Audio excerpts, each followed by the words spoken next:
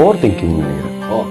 எனக்கு வந்து இருக்கிற மிகப்பெரிய கெட்ட பழக்கம் அது. எனக்கு சாதாரணமா பார்ட்னர் இன்னைக்கு ஒரு மாதிரி டிஸ்டர்பா இருக்க, தேவையில்லாம டிஸ்டர்ப் ஆகுற.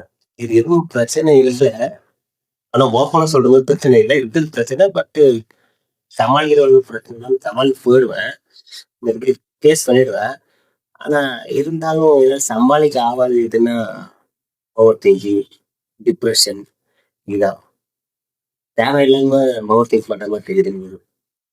அது திங்க் பண்ணியே டிப்ரெஷன் ஆயிடுறேன். காரணம் இல்லாம ஆயிட்டேன். இன்னைக்கு மார்னிங் இருந்து நல்லா தான் இருந்தேன்னு டைம் ஆக ஆக ஆக ஒரு மாதிரி டிப்ரெஷன் ஆயிட்டேன். நீங்க தெரியல, ஓவர் திங்கிங் ஆயிட்டேன். வீடியோ கூட இந்த மாதிரி போட்டுனுக்கிறேன். ஒரு மாதிரி டிப்ரெஷன், ஓவர் திங்கிங், ஏதோ யோசனை, ஒரு மாதிரி கில்டினஸ். எப்படி சொல்ல தெரியாது தெரியல.